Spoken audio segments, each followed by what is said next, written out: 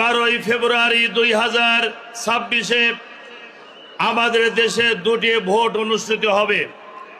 একটা হচ্ছে 13তম জাতীয় সংসদের নির্বাচন, দ্বিতীয়ত গণভোট 2026। আমি আপনাদের সামনে গণভোটের ব্যাপারে দু একটি কথা বলবো ইনশাআল্লাহ।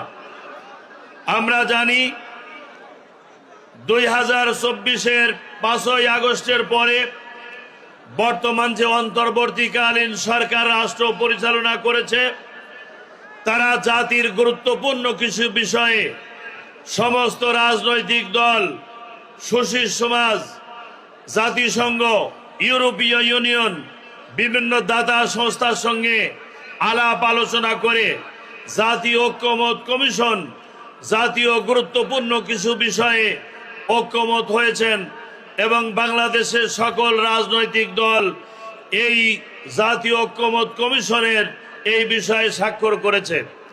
সেগুলো প্রধানত হচ্ছে যে বর্তমান সরকারের বৈধতা, কেয়ারটেকার সরকার পদ্ধতি সংবিধানে স্থায়ীকরণ, জুলাই সনদ বাস্তবায়ন, বিরোধী দল থেকে ডেপুটি স্পিকার নির্বাচন, প্রধানমন্ত্রী এবং প্রেসিডেন্টের মধ্যে ক্ষমতার ভারসাম্য, জাতীয় গুরুত্বপূর্ণ বিষয়ে সরকারি দল এবং বিরোধী দল ঐক্যবদ্ধভাবে কাজ করা এবং কোন খুনি আসামিকে সাজাপ্রাপ্ত কোন খুনি আসামিকে জেলখানার থেকে কোনো প্রধানমন্ত্রী, কোনো প্রেসিডেন্ট রাজনৈতিক বিবেচনায় তাকে মুক্ত না করা, 10 বছরের বেশি প্রেসিডেন্ট প্রধানমন্ত্রী না থাকা ইত্যাদি বিষয়ে আগামী 12ই ফেব্রুয়ারি ইনশাল্লাহ জাতীয় নির্বাচনের সাথেই গণভোট অনুষ্ঠিত হবে এবং এই গণভোটে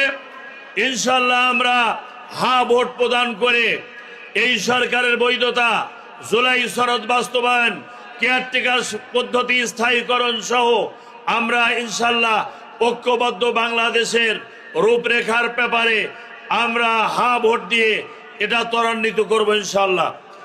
এরপরে আমরা যে কথাটি বলতে চাই, আগামী 12ই ফেব্রুয়ারি নির্বাচন আমাদের দেশের স্বাধীনতা উত্তর এই 54 বছরে শেখ মুজিব 2 বার ক্ষমতায় ছিল, একবার প্রধানমন্ত্রী, একবার প্রেসিডেন্ট। জিয়াউর রহমান সাহেব 2 বার ক্ষমতায় ছিলেন, একবার সেনাপ্রধান হিসাবে এবং একবার প্রেসিডেন্ট হিসাবে। বিএনপির প্রেসিডেন্ট ছিল বিচারপতি আব্দুল সাত্তার। এরশাদ সাহেবও কয়েকবার ক্ষমতায় ছিলেন। খালেদা জিয়া 3 বার প্রধানমন্ত্রী ছিলেন। শেখ হাসিনা বৈধ